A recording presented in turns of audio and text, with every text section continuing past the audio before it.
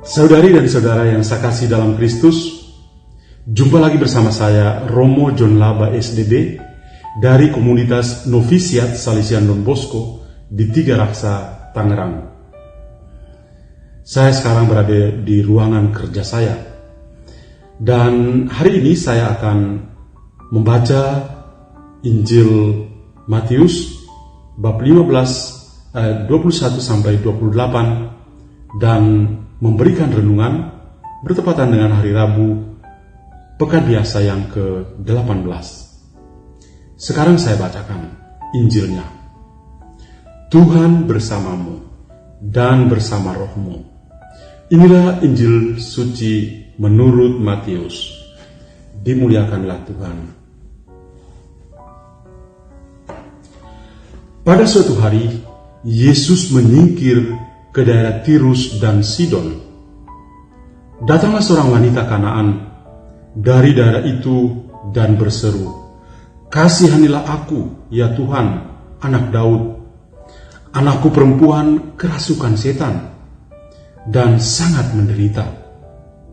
Tetapi Yesus sama sekali tidak menjawab. Lalu para murid Yesus datang dan meminta kepadanya, "Suruhlah wanita itu pergi, sebab ia mengikuti kita sambil berteriak-teriak." Jawab Yesus, "Aku diutus hanya kepada domba-domba umat Israel yang hilang." Tetapi wanita itu mendekat dan menyembah dia sambil berkata, "Tuhan, tolonglah aku." Yesus menjawab, "Tidak patut mengambil roti yang disediakan bagi anak-anak dan melemparkannya kepada anjing." Kata wanita itu lagi, "Benar Tuhan, tetapi anjing-anjing pun makan remah-remah yang jatuh dari meja tuannya." Bersabdalah Yesus kepadanya, "Hai ibu, sungguh besar imanmu. Terjadilah bagimu seperti yang kau kehendaki." Dan seketika itu juga anaknya sembuh. Demikianlah Injil Tuhan. Terpujilah Kristus.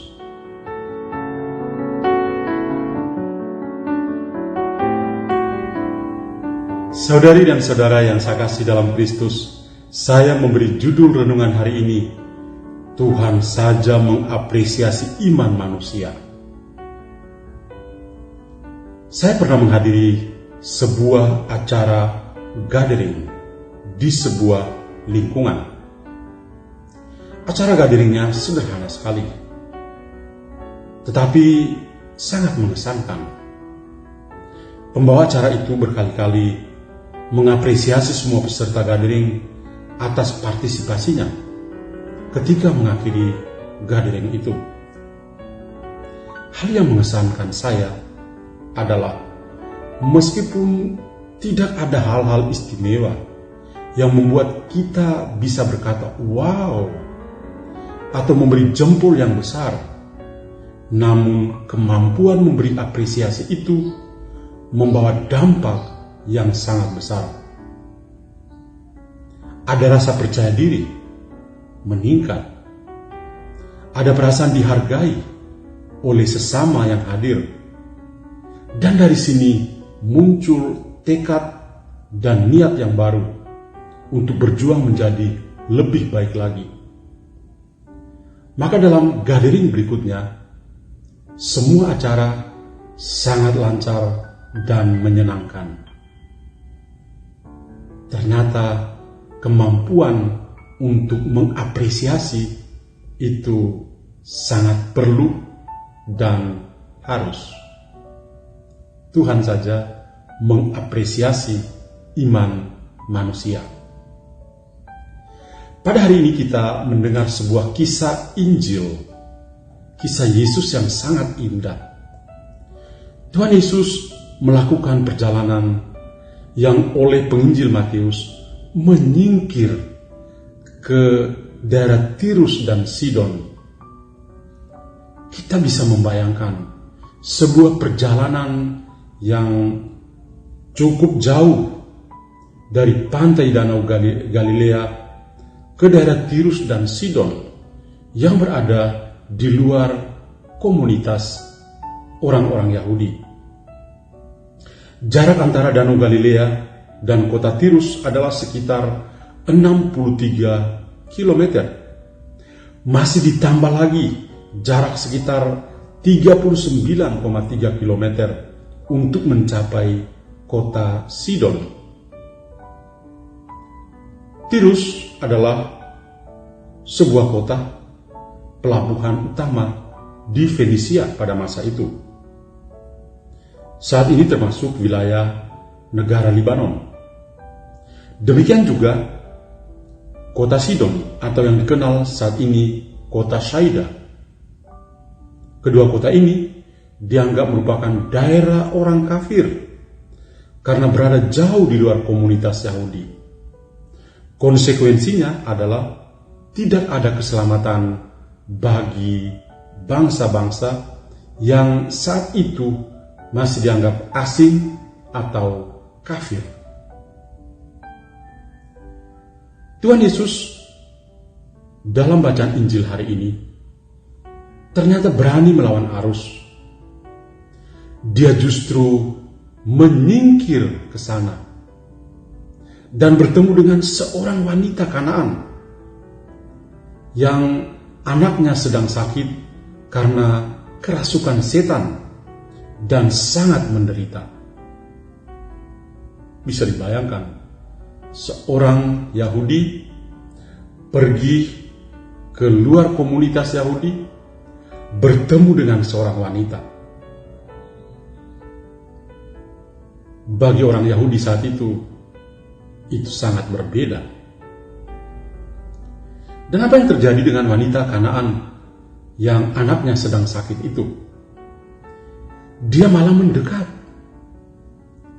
dan memohon kepada Yesus, "Kasihanilah aku, ya Tuhan, anak Daud, karena anak perempuanku kerasukan setan dan sangat menderita." Lihatlah bagaimana wanita ini mengenal Yesus. Yang pertama, dia melihat sosok Yesus sebagai Tuhan. Yang kedua, dia mengenal Yesus sebagai manusia. Maka dia menyapa, "Anak Daud." Kemudian dia berdoa, dia memohon, "Anakku perempuan kerasukan setan dan sangat menderita." Wanita asing ini ternyata memiliki iman kepada Tuhan Yesus Kristus. Dia percaya bahwa Tuhan Yesus akan menyembuhkan anaknya. Wanita ini sedang berdoa, memohon pertolongan Tuhan Yesus tanpa melihat siapakah dirinya. Tadi saya katakan, ini adalah wanita asing bertemu dengan seorang pria Yahudi. Bagaimana reaksi Yesus pada saat itu? Tuhan Yesus mula-mula tidak mendengar wanita ini, sehingga para muridnya saja mengambil jalan pintas. Para murid mengambil jalan pintas. Mereka datang kepada Yesus dan mengatakan, "Suruhlah wanita ini pergi, karena ia mengikuti kita dengan berteriak-teriak." Saya katakan tadi, ini adalah jalan pintas yang dilakukan oleh para murid. Dengan demikian, perkaranya akan habis. Nah, itu adalah pikiran manusiawi dari para rasul. Saya yakin kalau seandainya kita saat itu bersama dengan Yesus, mungkin ada di antara kita juga yang seperti para rasul. Lebih mudah ikut jalan pintas, suruh dia pergi, daripada dia ikut sambil berteriak-teriak. Tapi apa yang terjadi dengan Tuhan Yesus? Tuhan Yesus itu luar biasa. Dia sebagai seorang Yahudi berani berbicara dengan seorang wanita asing. Dia berkata, "Aku diutus hanya kepada domba-domba yang hilang dari umat Israel." Wanita ini luar biasa. Kalau orang itu sudah punya iman, dia tidak akan takut kepada Tuhan. Maka wanita ini tidak menyerah. dia tetap tekun berdoa, tekun memohon kepada Yesus, Tuhan, tolonglah aku. Tuhan, tolonglah aku. Tuhan Yesus tetap menguji iman wanita itu dengan berkata, tidak patut mengambil roti yang disediakan bagi anak-anak dan melemparkannya kepada anjing. Wanita ini semakin berani kepada Yesus. Dia bahkan berkata, benar sekali Tuhan. Namun anjing itu makan remah-remah yang jatuh dari meja tuannya. Sikap iman wanita ini mendapatkan apresiasi yang luar biasa dari Yesus.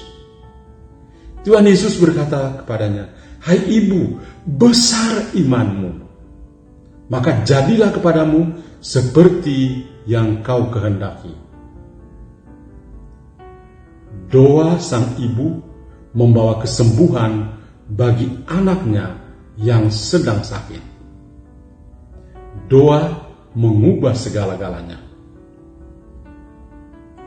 Tapi ini semua karena iman yang besar dari wanita itu kepada Yesus.